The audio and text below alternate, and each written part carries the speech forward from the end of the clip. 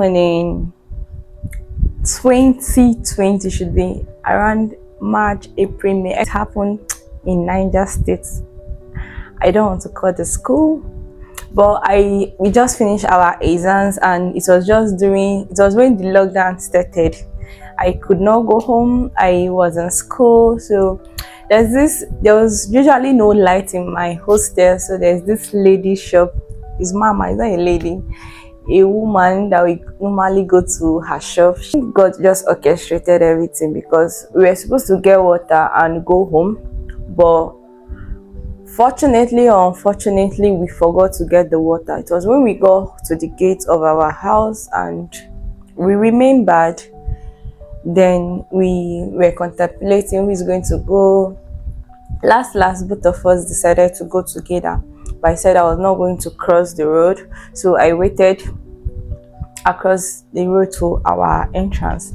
So I was standing there when I heard a very loud voice. I was like, Jesus Christ, who is shouting? This should be around 10:30 p.m. to 11. And I was hearing a loud voice in darkness. Okay. Then I heard the voice again.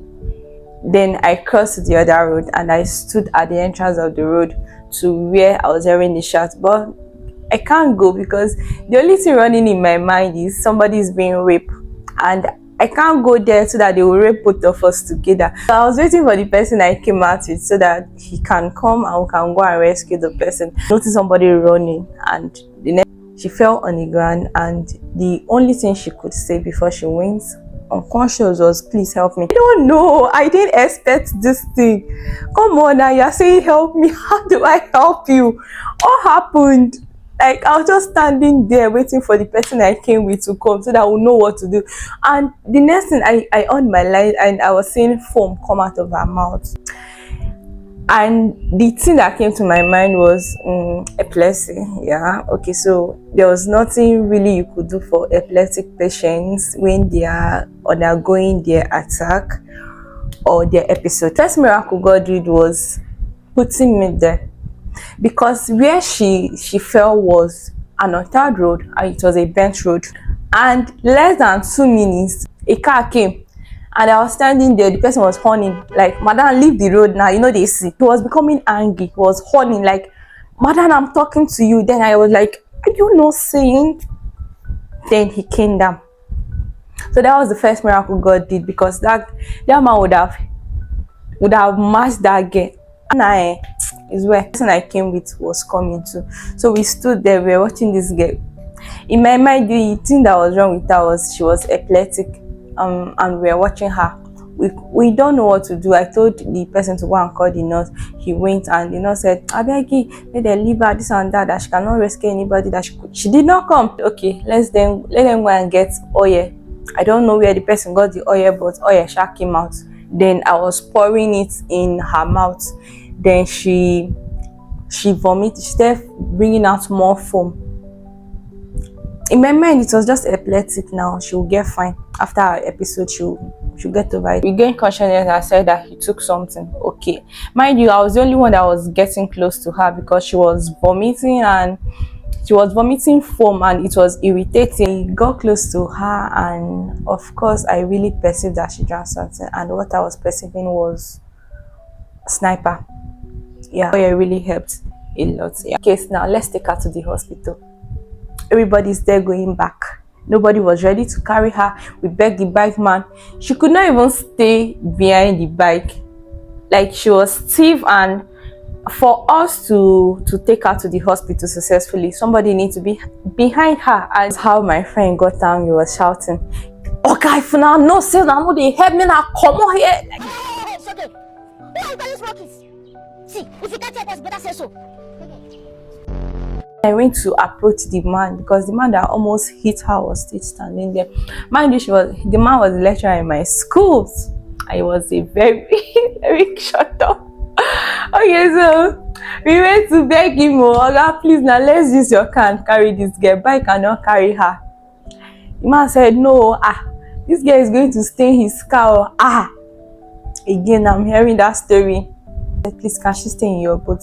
And he said yes. It was a jeep.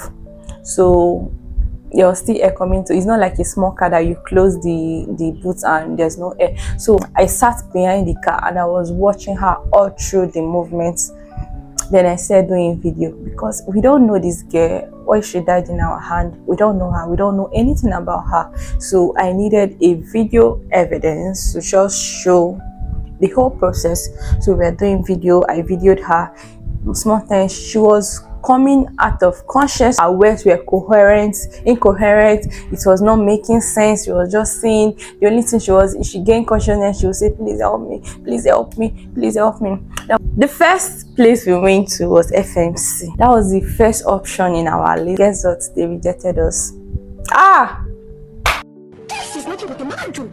No, it can't be possible. This was 2020. Oh. They rejected us in FMC. I was mad.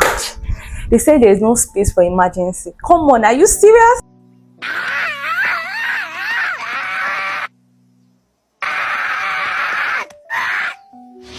That was when I knew our health system was dead. See, in all your prayers in this life, please pray that you don't become unfortunate, that you have to be in a situation whereby they have to rush you to a hospital. If you wake up every morning, pray that prayer, then we went to the second hospital. The way we rushed into the hospital,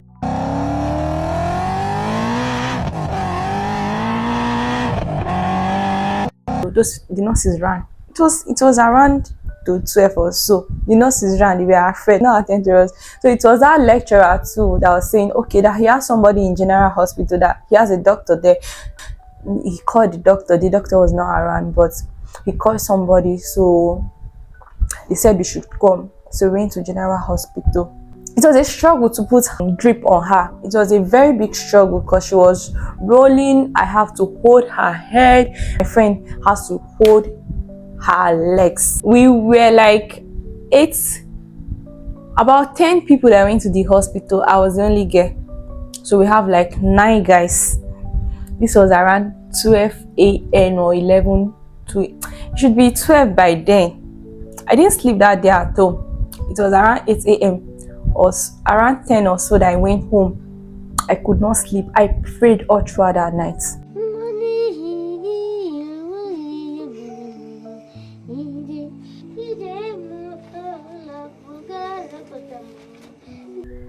I spoke in tongues. I begged God. I cried. So some people went to the police station while some of us went to the hospital. They went to make a case because it was when we were in the hospital that a policeman came and spoke to us. We don't know anything about her. We are taking a big risk. And I know that's what Nigerians are running from. But come on, police, can we make this easier for Nigerians to help people? Can we put a policy that will address this issue? And it was a struggle because she wasn't stable. So it was a really big struggle. But at the end of the day, they were able to get her vein. This girl body got cold several times. She gave up. At a point, she was speaking in a language that is not familiar with. I think God just rescued that girl because one of the injections they were supposed to give her to help her, they said they didn't have it. That it was an FMC that they rejected us. So they have to make do of what they have. I didn't know what they gave her, but glory be to God. It was a hell that night. When she gained consciousness, she was just saying, "Auntie, please help me. I don't want to die. Auntie, please help me. I don't want to die." I'll be asking her, how far? Where is it? What is your name? She said her name was Faith. I said, "Are you on Facebook?" I said, "You were looking for all the Faiths I know on Facebook." I was just trying to get contact with her family. One that she said was her Facebook. Like I started chatting people. "Do you know this girl? Can you send me a number?" That was what I was doing that night. I heard her. I was holding her head because small time she goes, my stomach. She was vomiting. Our people came to the hospital and went to run tests, just to know that it was just God showing that girl mercy. God orchestrated everything. They ran tests, they ran scan, they ran all the tests they did. Guess what? Let's have it. Let's have it. Let's have it. Let's have it. Come on, baby, let's have it. Okay. Not even a blister in her stomach. She did not even have ulcer.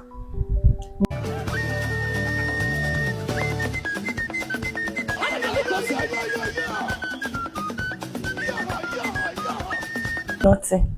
She was whole. She was okay. I think she stayed in the hospital for 2 more days before they discharged her.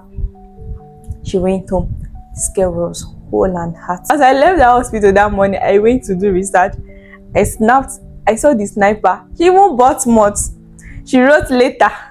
Oh God. After she finished the whole sniper, she drank mods.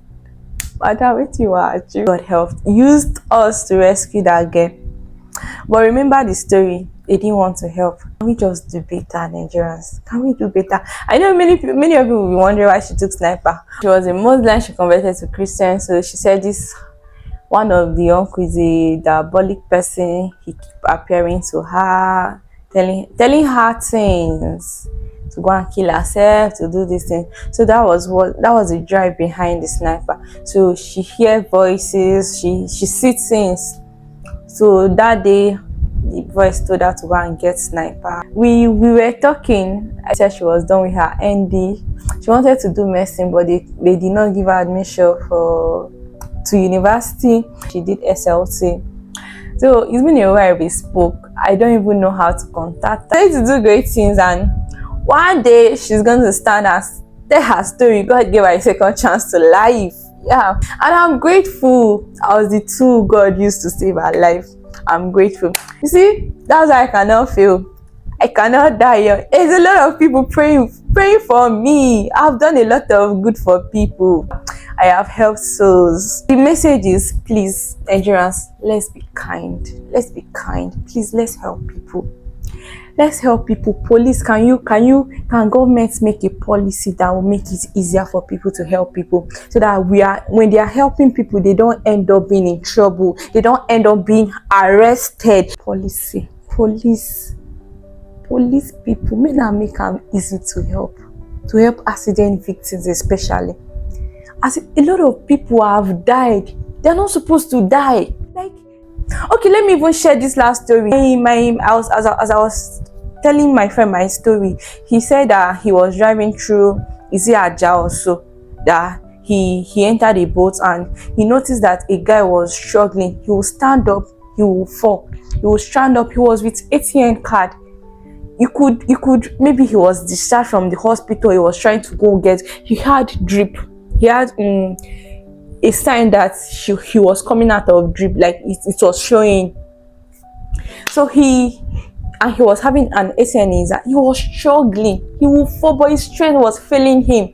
So he told the driver to stop. Let them go and help him. Even though for them to even give him a ride, or even hear him out, or even help him withdraw money. Said both guy said, Mba. The both guy refused. He said, na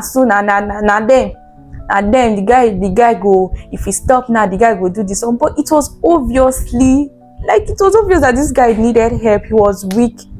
Come on, that was how this guy blew speed and passed. He was literally shouting for this guy to stop. Guy said no. The both guy said no. And we be human being, right? So for that both guy, man, nah, you don't do well. Yeah, right? You've done good, Abi. You made a very wise decision. Believe me, I'm not saying that people have not tried to help people. We've seen scenarios whereby people try to help people and they got harm, but they are still genuine people now. So let's discern, let's use wisdom. And you that is making people not to help people because you want to harm somebody, you are now making people to generalize that everybody is bad. God will help you. God will help you. Amen. So that's the burden. Please, I don't know how many people is going to listen to this video. It's a long one, yeah, because the story is long. So please, let's try and help people.